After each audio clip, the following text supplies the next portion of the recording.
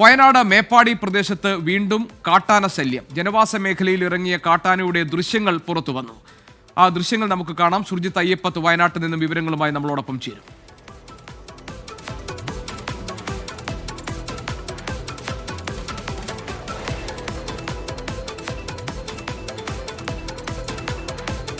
സുർജിത്ത് അയ്യപ്പത്തുണ്ട് വിവരങ്ങളുമായി. സുർജിത്ത്, ഈ വയനാട് മേപ്പാടിയിൽ ജനവാസ മേഖലയിൽ കാട്ടാനകൾ ഇറങ്ങുന്നത് ഒരു പതിവാവുകയാണോ?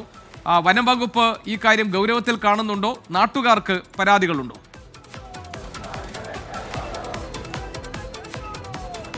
ഗോപി, ഇന്ന് രാവിലത്തെ ദൃശ്യമാണ് ആ ദൃശ്യം. അതായത് പുഴമൂല എന്ന് പറയുന്ന പ്രദേശത്താണ് കാട്ടാന ഇറങ്ങിയത്. ഇത് പുഴമൂലയിൽ മാത്രമല്ല, പുഴമൂലയ്ക്ക് അടുത്തുള്ള കാപ്പിക്കാട്, അതോടൊപ്പം റിപ്പൺ, ഒപ്പം തന്നെ മറ്റ് പ്രദേശങ്ങളിലെല്ലാം തന്നെ വലിയ രീതിയിൽ വന്യജീവികൾ വിഹരിക്കുന്ന ഇടമായി മേപ്പാടി മാറിയിരിക്കുകയാണ്. ഞാനിപ്പോൾ നിൽക്കുന്നത് അന്തർ സംസ്ഥാന പാതയിലാണ്. നേരെ തമിഴ്നാട്ടിലേക്ക് ഊട്ടിലേക്കും പോകുന്ന, വടുവഞ്ചാലിലേക്കൊക്കെ പോകുന്ന ആ പാതയാണ്. ആ പാതയാണ് ഇപ്പോൾ ഈ ജനങ്ങൾ ഉപരോധിക്കുന്നത്. ഇതിൽ രാഷ്ട്രീയമില്ല, രാഷ്ട്രീയത്തിന്റെ നിറമില്ല. എല്ലാ രാഷ്ട്രീയ പാർട്ടികളിലും ഉൾപ്പെട്ട ആളുകളാണ് ഈ സമരത്തിന്റെ ഭാഗമായി ഇവിടെ കൂടി നിൽക്കുന്നത്. അത്രമാത്രം വലിയ രീതിയിലുള്ള വന്യമൃഗ ശല്യം ഈ മേപ്പാടി ചെമ്പ്രമലയ്ക്ക് താഴെയുള്ള ഈ പ്രദേശത്ത് അനുഭവിക്കുന്നു എന്നുള്ളതാണ്. അതാണ് ഇങ്ങനെ ഒരു പ്രതിഷേധത്തിലേക്ക് എത്താനുള്ള കാരണം. പ്രതിഷേധ മാർച്ചുമായി ഈ നാട്ടുകാരെത്തിയ ശേഷം അവർ ഇവിടെ ഇപ്പോൾ റോഡിൽ നിലയുറപ്പിച്ചു നിൽക്കുന്ന ഒരു സ്ഥിതിയാണ് ഉള്ളത്. പൂർണ്ണമായും ഈ ഇവിടുത്തെ ഗതാഗതം സ്തംഭിപ്പിക്കുന്ന തരത്തിലേക്ക് പ്രതിഷേധം രൂപപ്പെടുകയാണ്, പ്രതിഷേധം മാറുകയാണ്. ഇതിന്റെ പ്രധാനപ്പെട്ട കാര്യം എന്ന് പറയുന്നത് തുടർച്ചയായുള്ള ഈ വന്യമൃഗ ശല്യം തന്നെയാണ് ഇതിന്റെ ഏറ്റവും പ്രധാനപ്പെട്ട കാരണം. എന്താണ് ഇവിടെ വന്യമൃഗ ശല്യം വലിയ രൂക്ഷമാണ്? വലിയ രൂക്ഷം എന്ന് പറഞ്ഞാൽ രാത്രി വരെ വീട്ടിൽ കിടന്നുറങ്ങാൻ പറ്റാത്ത മാതിരി ഇപ്പോൾ. കാരണം നേരം 8 മണിയായാൽ ആനിറങ്ങാം, പിന്നെ പുറത്തേക്കല്ല. ടൗണ് 7 മണി കഴിഞ്ഞ് റോട്ടിൽ കൂടെ വരാൻ പറ്റാത്ത കോലത്തിലാണ്. പുലി വേറെ, കരടി വേറെ. കാരണം അങ്ങനെ എല്ലാം പാടെ മനുഷ്യൻ സ്വന്തം വിട്ടിട്ടുണ്ട്. കുരങ്ങിന് തന്നെ ഒരു കൃഷി വരെ ഉണ്ടാക്കാൻ വയ്യ. മനുഷ്യർ പാക പട്ടിണിയില്ല. കാരണം ഒക്കെ കാശ് കൊടുത്ത് വാങ്ങേണ്ട സ്ഥിതിയാണ്. കാരണം മറ്റൊന്ന് നമ്മൾ കുറേ സാധനങ്ങൾ നമ്മൾ ഉണ്ടാക്കി, സ്വന്തമായി കൃഷി ഉണ്ടാക്കിയിരുന്നു. ഇപ്പം അതിന് വരെ വയ്യ. മുഴുവൻ ഈ മൃഗങ്ങൾ നശിപ്പിക്കുകയാണ്. പിന്നെ എങ്ങനെ നമ്മൾ ജീവിക്കും? അങ്ങനത്തെ ചുറ്റുപാടിലാണ് നമ്മളില്ലത്. അതുകൊണ്ട് അതിനൊരു പരിഹാരം നമുക്ക് ഉണ്ടാകണം. അത്രയേ ഉള്ളൂ നമ്മളെ കാര്യത്തിൽ. അതിനാണ് ഇപ്പം നമ്മൾ ഈ ഉപരോധ സമരം ചെയ്യുന്നത്. അതാണ് നമ്മൾ ഉദ്ദേശിച്ചത്. ഈ ഉപരോധ സമരം കൊണ്ട് പ്രശ്നത്തിന് പരിഹാരം ഉണ്ടാകും എന്നാണ് കരുതുന്നത്. എന്താണ് നിങ്ങളുടെ ഒരു അതിന് പരിഹാരം നിർബന്ധമായിട്ട് വേണം.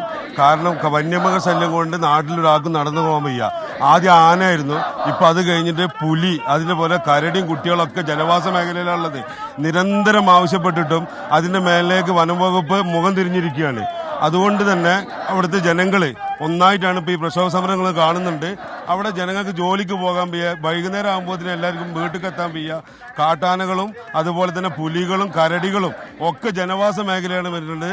ഫോറസ്റ്റ് വകുപ്പ് ഓരോ ഒരു ഇൻസിഡന്റ് ഇവിടെ ഉണ്ടാകുമ്പോൾ വന്നൊരു 10 ലക്ഷം റുപ്യന്റെ ചെക്കേറ്റ് വന്ന് അത് കൊടുത്തിട്ട് അങ്ങോട്ട് പോകാന്നല്ലാതെ അന്ന് കുറച്ച് വാഗ്ദാനങ്ങൾ തരും. ആ വാഗ്ദാനങ്ങളൊന്നും നിറവേറ്റുന്നില്ല. ഇതിന് ശാശ്വതമായ പരിഹാരം കാണുന്നവരെ ഈ സമരം ഉണ്ടാവും. ഇനി അതിന് DFO അടക്കമുള്ളവർ വന്നിട്ട് ഇത് മാറ്റി കൊടുക്കാന്നുള്ള ഉറപ്പ് DFO കൊടുക്കണം. എന്തായാലും ഈ അറുമുഖൻ എന്ന് പറയുന്ന ഒരു മനുഷ്യനെ കാട്ടാന ചവിട്ടി കൊന്ന സ്ഥലം, എരുമക്കൊല്ലി എന്ന് പറയുന്ന സ്ഥലം ഏതാണ്ട് ചെമ്പ്രമലയ്ക്ക് താഴെയുള്ള പ്രദേശമാണ്. ഇവിടുത്തെ തേയിലത്തോട്ടങ്ങൾ, വനമേഖലയിൽ നിന്നുൾപ്പെടെ ആനകൾ ഇറങ്ങി വന്ന് വലിയ രീതിയിൽ ജനജീവിതത്തിന് ഭീഷണിയാവുകയാണ്. നമുക്കിപ്പോൾ ദൃശ്യത്തിൽ തന്നെ കാണാം, ധാരാളം സ്ത്രീകളുടെ പങ്കാളിത്തം തന്നെ കാണാൻ കഴിയുന്നുണ്ട്. ഇവരൊക്കെ ഇത് അനുഭവിക്കുന്ന ആളുകളാണ്, ഇവരുടെ ഈ മേഖലയിലൊക്കെ ഇത് അനുഭവിക്കുന്ന ആളുകളാണ്. അതുകൊണ്ട് തന്നെയാണ് ഇത്തരത്തിൽ ഒരു പ്രതിഷേധത്തിലേക്ക് വന്നിട്ടുള്ളത്. നിങ്ങളുടെ നാട്ടിലൊക്കെ എന്താ സ്ഥിതി? ആനയുണ്ട്, പുലിയും കരടിയൊക്കെ ഉണ്ട്. മക്കൾക്ക് മദ്രസക്ക് പോകാൻ വയ്യ. സ്കൂളിട്ട് വരുന്ന സമയമാകുമ്പോഴത്തേന് ആന ഇറങ്ങും. പിന്നെ ജോലിക്ക് പോണവര്, രാത്രിയൊക്കെ ജോലിക്ക് പോണവരുണ്ട്, അതിനൊന്നും പോകാൻ പറ്റില്ല. ഇവിടെ ഉണ്ടായിരുന്നു, ഇവിടെ വിളിക്കും. അപ്പുറത്ത് കൂടി താഴെ കൂടെ പോകുമ്പോൾ താഴെ ഉണ്ടായിരുന്നു, അവിടെ വിളിക്കും.